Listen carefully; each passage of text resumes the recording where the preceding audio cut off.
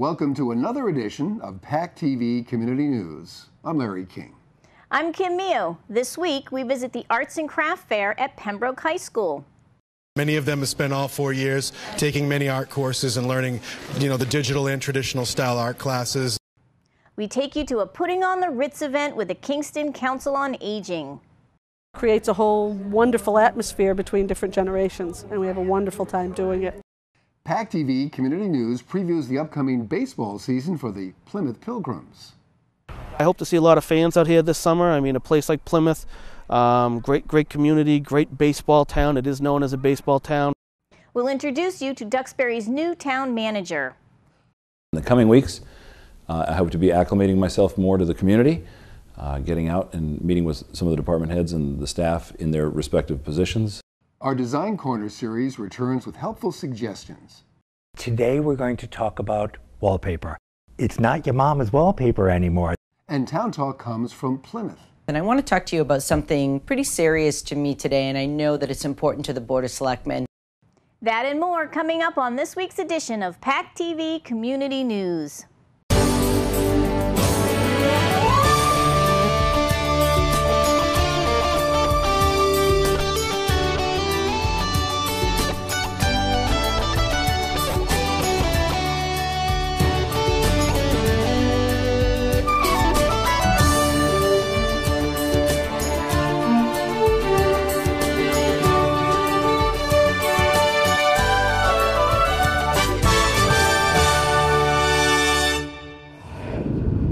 Pembroke High School recently held an art and craft fair showcasing selected works done by students from each grade.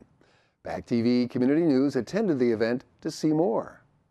This is basically an art festival for visual arts and performing arts to celebrate all the accomplishments of the students' work.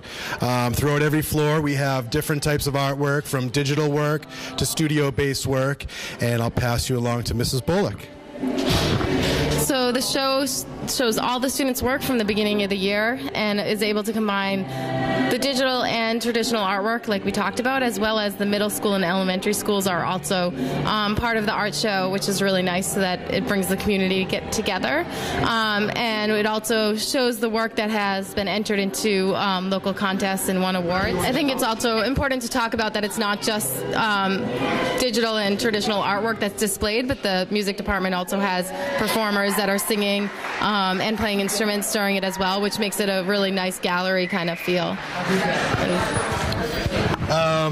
Every year we like to take a section of the seniors' work. They've been working hard all year, working on their portfolios, especially for college, to get into college admissions. So we do a little senior showcase upstairs that individually showcases their work, their hard work to get into college. Many of them have spent all 4 years taking many art courses and learning, the digital and traditional style art classes. And we like to make sure that when the community comes in, they see everything sort of laid out, not one specific project in one area, but a collaboration of everything everywhere. So that it doesn't feel like, it feels more like a community, and all the kids get to see their accomplishments throughout the year. Kingston's Council on Aging hosted a Putting on the Ritz social with student assistants from 2 Plymouth high schools, Kingston Silver Lake High School, and the Mass Maritime Academy. The party featured entertaining trivia, delicious food, dancing, and special awards. PACTV Community News joined in the festivities.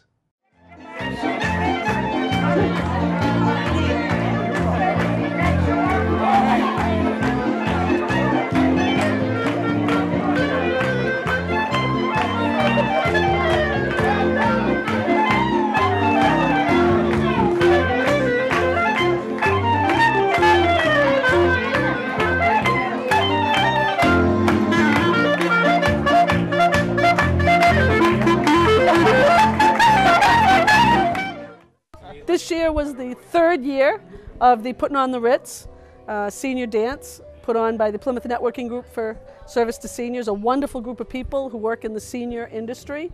And every year we put this on and we invite seniors from across Plymouth County to come.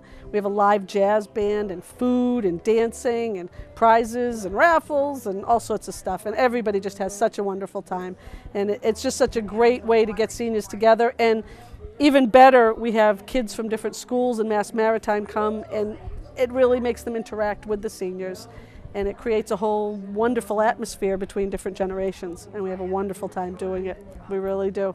We really want to thank everybody that's donated things. We have the assisted living facilities who donated all the food, many of our skilled care facilities, and the Kingston Council on Aging that comes and has, lets us use their building. The students that come and help, I can't begin to tell you how many people help with this to make it such a great success. I think every year we add a few things. This year we had a fun photo booth that went over really, really well. So we try very hard to add a few little things, but the basic concept stays the same.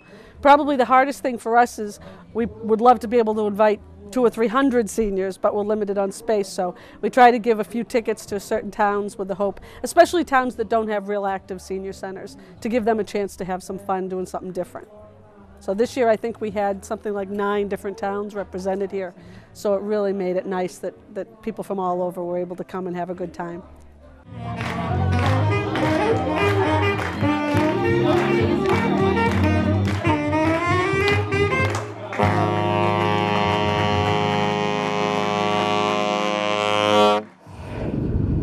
Duxbury's longtime town manager has retired from his position and a new manager has been selected. PACTV Community News visited Duxbury's Town Hall during the transition and spoke with incoming town manager Rainey Reed. My name is Rainey Reed and I'm the town manager for the town of Duxbury, and I started in this position on Monday, May 13th. And this has been my first week in office, and it's been a terrific week. It's been very busy. I've been meeting with each of the department heads on a one-on-one basis in informal settings, and had a group meeting with them earlier in the week, and the transition has been terrific, due in large part to Richard McDonald being here to help me with this transition on a part-time interim basis. And things are going quite well. Met with the Board of Selectmen this morning. We had a meeting on an issue having to do with NSTAR and tree clearing, which went very well. A number of residents had expressed some concerns with some issues going on there that seem to be resolved within the next month or so. In the coming weeks, I hope to be acclimating myself more to the community, getting out and meeting with some of the department heads and the staff in their respective positions at the satellite offices, such as the fire department, police department, harbor master. So it's been a good week. It's been very busy, trying to acclimate myself as quickly as possible. The good news is that it hasn't been too much of a challenge in that I am a Duxbury resident. I've lived here for the last 10 years with my wife Lee and our 2 boys. It's a great community. I'm thrilled to be here. Prior to coming here, I was the town administrator for the town of Hanson for 3.5 years. And before that, I worked on the Cape in Mashpee and Harwich. So I'm excited to be here, and please stop by if you have any questions, comments, or concerns. Thank you very much. Baseball season is underway and soon will be in Plymouth as well. The Plymouth Pilgrims are set for their opening day on June 7th at Forges Field. PACTV Community News met up with the Pilgrims coach and a local Plymouth team member to find out more about their upcoming season. This will be my 5th year as being a head coach in a summer collegiate summer league. I was lucky enough to be down the Cape League for 2 summers and work with a whole bunch of guys that are in the majors right now. So it's been great. So coming to a league like this is going to be real exciting. So we are going to have a mix with guys coming from all over the country. It's going to be a great opportunity for these guys to showcase their talents, plus get to know guys from all over as well, and just build chemistry from all different regions of the country. I know a lot of local people will be excited to see Plymouth native Dan Fratis. He's down at Stonehill College right now in Easton, Massachusetts. Last year he was a first team New England All-American at the D2 level, so we're interested to bring him in, really play some third base, and really be excited to bring in some local fans that have known him since he's been in high school and now in college. So that'll be a great pickup, and I think he's also going to be our local escort around the town of Plymouth for some of these guys from all over the place. Hi, I'm Dan Freitas. I play for Stonehill College Baseball, number 4, and I'm third baseman. I've been selected to play for the Plymouth Pilgrims in the NACBL. I can't wait to play in front of family and friends at home, and just being home is going to be great for the summer. I'm going to have a lot of support in the crowd, and I just can't wait to meet the guys, meet the coaching staff, and just have some fun playing baseball. Also too is we have a pitcher from Stony Brook, University. After their World Series run last year, they obviously went out, started recruiting more at a national level, and we actually got the Colorado High School Player of the Year, Tyler Honahan, left-handed pitcher who we're expecting big things out of also this summer. One of the vital parts to the summer collegiate leagues are the host families. They don't get enough credit, but they deserve a lot for taking in players from all over the country who they don't know, opening up their homes and really growing with relationships with them. All these leagues I've been involved with, some of the host families and their summer sons is what they're called, they'll remain in touch for the next 10, 15 years, especially when they have children in the house. It's a great experience not only for the family, but also for the player just to come in and meet someone from another part of the world. And if they're from the middle of the country, they'll have some great seafood probably served at home and get some local food. My whole life I grew up in Plymouth. I've been playing baseball my whole life, and it's all been through Plymouth. So it's a great town for baseball, and I'm excited for the summer to play with some good guys, a great league, and mainly to play in front of my family and friends who are going to be in the crowd. I hope to see a lot of fans out here this summer. I mean, a place like Plymouth, great community, great baseball town. It is known as a baseball town, starting from their high school tradition and all the way up. It is a great place, producing great players. So I mean, I'm really excited, encouraged to have some of the fans that are actually knowledgeable about baseball and will make the summer a great time for a lot of these guys that do have major league aspirations. Pembroke Youth Baseball recently held its opening day and honored one of the town's baseball founders. 10-year-old Evan Wasmuth restored the baseball under the flagpole at the Matakeesit baseball field to honor Robert Shaw, one of the founders of Pembroke's baseball. PACTV Community News was there to capture the moment. If you go to the Matakeesit baseball field and go to the flagpole, you will see rocks. Those rocks are shaped like a baseball. You might have saw me in the Pembroke Mariner a couple weeks ago. Why I did it is because I saw that it looked bad, so I asked my parents and the board, and they both said yes. That's what the flagpole looked like when it was first up. It's the Pembroke Indians and the Bryanville Cardinals going to play their game in 1954. Red Sox, Dodgers, Giants, White Sox, Braves, Yankees, Cardinals, and Indians. The Cardinals and their pitcher of the team. It's just my favorite sport, and I like playing it, and it's fun to watch on TV too. I'm gonna go with my team, and then we're gonna hold up a banner, and then we're gonna walk around, go around the softball field, and then we'll go into the McPhillips Field, and then all the teams will be there from T-ball to majors, and then we will listen to the president talk, and then I'll throw out the first pitch.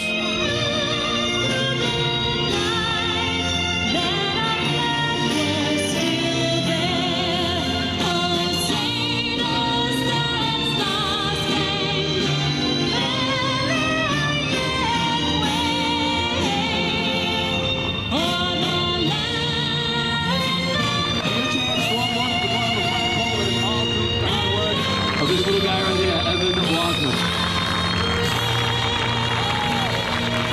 Catching the first pitch for Evan Wasmuth will be Joey Korochko.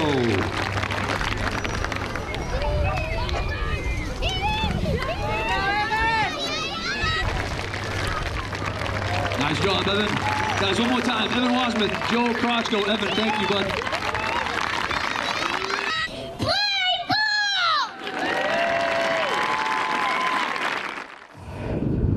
The Duxbury Bay Maritime School in Snug Harbor presents its 16th annual Opening of the Bay celebration on Memorial Day weekend. Friday night features a dockside reception, entertainment, silent auction, and those fabulous Island Creek oysters. Saturday is a free family day with an array of family-friendly fun, including kids' games, food and music, plus tug rides, tours of the oyster hatchery, and a return visit by the 65-foot wooden schooner, the Thomas E. Lennon from Gloucester. You can learn more about Duxbury's Opening of the Bay at their website, dbms.org. Attend this popular community event this Memorial Day weekend and learn more about the Duxbury Bay Maritime School. With the tragedy and suffering from last month's Boston Marathon bombing still a concern, Plymouth Town and school officials plan a 5K Run for One to raise money for the One Fund, an organization that provides financial aid to the victims of the bombings and their families. The race is slated for Saturday, May 25th, beginning at 10 a.m. on Water Street in Plymouth. You can register or find out other volunteer information by viewing their website, runforone.us, or call the phone number below. Information can also be found at PACTV's website. You can view PACTV's coverage of the run live on your public channel or stream it from our website.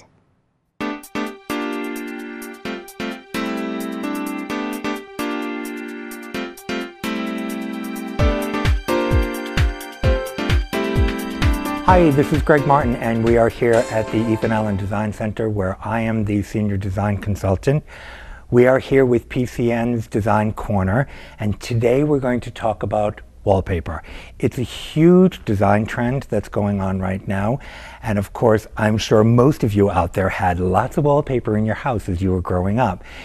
It's not your mama's wallpaper anymore. There are some wonderful, wonderful designs. There are a plethora of colors and textures, and it's a wonderful thing to be able to take one wall and put wallpaper on it and get a big bang and then paint the rest of the walls. Here we have 5 different kinds of wallpapers with all different kinds of colors. They have bigger patterns to them. If you do a whole room in this, you're going to get a major impact. Rather than commit to a whole room of doing this, I like the idea of doing one wall, an accent wall. What we're going to do is use this wallpaper and make believe that we're going to use this in a den. Here are a couple of paint colors that could coordinate very well with this wallpaper. Actually, this one I'm putting down right now is my favorite.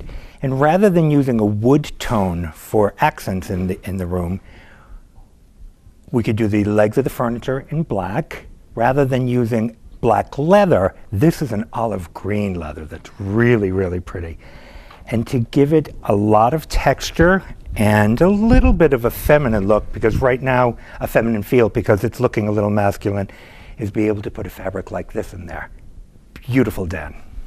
Probably the most popular type of wallpaper these days are the grass cloths. They add an absolutely wonderful texture to any room. Be ready to pay a little bit more for them, because it takes a lot more to get to this product to be able to put it on your wall. I chose this wallpaper to work on this room. I'm thinking of a family room.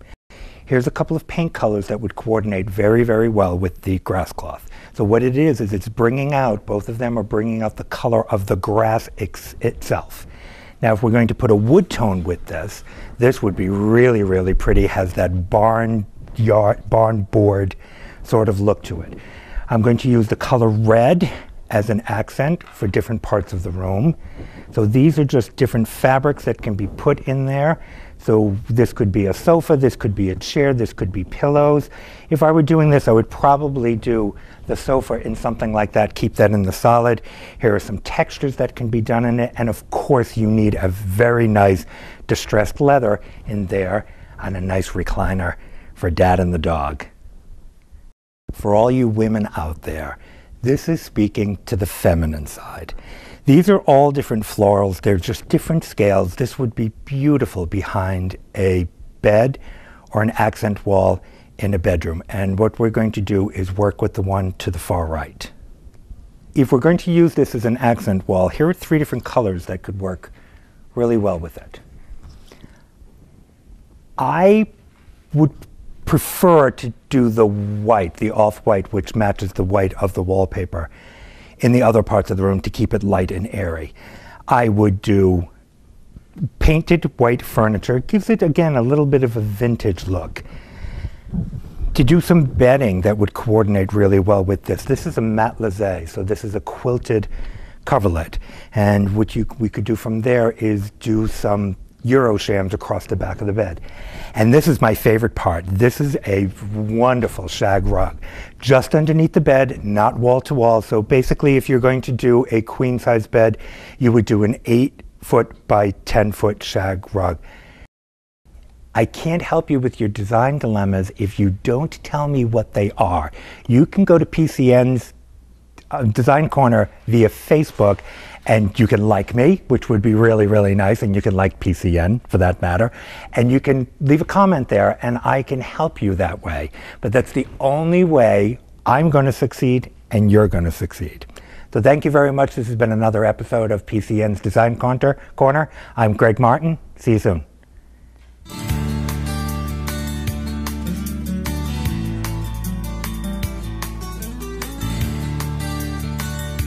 Hi, I'm Melissa Riggi, the town manager in Plymouth, and I want to talk to you about something pretty serious to me today, and I know that it's important to the Board of Selectmen. Every year, I've been the town manager for 1 year, I'm going into my second year, and every year I like to set annual goals. But I'd love to get public input on what you think those goals should be. I have recently drafted up a set of what I think is important, both to the elected officials in our community and the public at large. But I think without input from all of you directly to the selectmen, that may not be the priorities that you have in mind. So I'd like to walk through those. The first is this community has talked for years about becoming more business friendly. Well, how do we do that, and what do we mean by that? To me, that would mean less committee meetings when somebody does want to build a residence or open a business here. It might mean some type of expedited permitting. That consolidated meeting approach so that you don't have to go out as often or pay your engineers or architects to be out as often, and some kind of electronic notification process. So those are the things, or the steps that I was thinking might make sense in terms of becoming more business friendly, inviting businesses or development to our town. The other thing that I thought I needed to spend time on over the next year are 3 important projects that I've heard the community talk about, and certainly I've heard the selectmen speak about. The first is the 1820 courthouse and our progress on what we're doing at that site downtown. The second is the parking garage on Water Street, being involved in the design phase, making sure we do public outreach, showing the community what that would look like and how it would function. And the third is the 1,000-acre site that you may have heard referenced through the years in South Plymouth. There's 1,000 acres there, not all of which has clear title. What are we going to do with that site? Should it be developed? How much should be developed? And what would fit in with that area? The second goal that I have drafted for the Board of Selectmen is to educate the public and the staff and the community at large about these guiding principles that have been adopted. These guiding principles really center on civil discourse, how we treat each other when we're at meetings, how we treat each other when we have differences of opinion, how we talk and interact with each other. So those are things that, because this town has taken it so seriously and had the Board of Selectmen adopt it, and actually we have a retreat coming up this summer that will spend a portion of our time talking about it. It's something that I think I have an obligation to promulgate, not just to the staff, but to the community. The third goal is, of course, the budget, and that's something that should be a constant goal of mine and something that I need to look at every year, and that the department heads need to provide input and we need to educate the public about. The services that we currently have, is it enough? Does the community need more than that? We have to think about the taxes that we raise, placing so much importance and reliance on property taxes and how that affects the people that live and reside here. And we have to look at innovative ideas like regionalization. Are we too big for regionalization, or would some kind of effort like that work in Plymouth? And also maybe more online procedures. As more and more of us move to online, I think we lose a little something with that personal interaction, but it does make things in many ways more efficient and quicker. So one of the things that I'll be considering is an online auction process. And finally, I have resisted this for some time, but I know that it's something that we need to do, which is getting information out to the community through social media. So we will be on Facebook and Twitter in the near future. I've mentioned before on this segment that the Assistant Town Manager, Michael Gallo, will be starting very shortly. He'll be here this summer, and that is going to be his first goal, and one of the things that I ask him to do right away is to get us in both those areas. And then more importantly is, once we're out there, we need to keep up on the information that we provide to all of you. And finally, it's something that I wish we didn't have to concentrate on, but it is something that we need to take seriously, and that's security in our public buildings. I think Plymouth has done a very good job in dealing with evacuation procedures and security measures in our school system, but now we need to look at those same precautions on the town side in our public buildings. So those are the 5 areas I think I should concentrate on over the next year, and I know that the selectmen will be taking this matter up sometime in June to narrow that focus for me, and if any of you would like to weigh in, I think that that would be appreciated. And then to get to something just a little bit lighter, many of you know the New England Collegiate Baseball League is joining us. They're going to be at Forges Field this summer. It's the Plymouth Pilgrims Baseball Club, and their opening night is on June 7th, 2013. They're excited about it. There'll be raffles and prizes and food, so I hope that a lot of the families in this community can come out and join us on that Friday night. It should be a great time. Thanks for watching PACTV Community News. Replay times are listed at pactv.org. Click on the PCN logo to watch each complete edition or individual story. See us on YouTube by searching for the PACTV Community News channel. Also, like us on Facebook to receive previews each week with links to all our stories. Thanks for watching. Join us next week on PACTV Community News.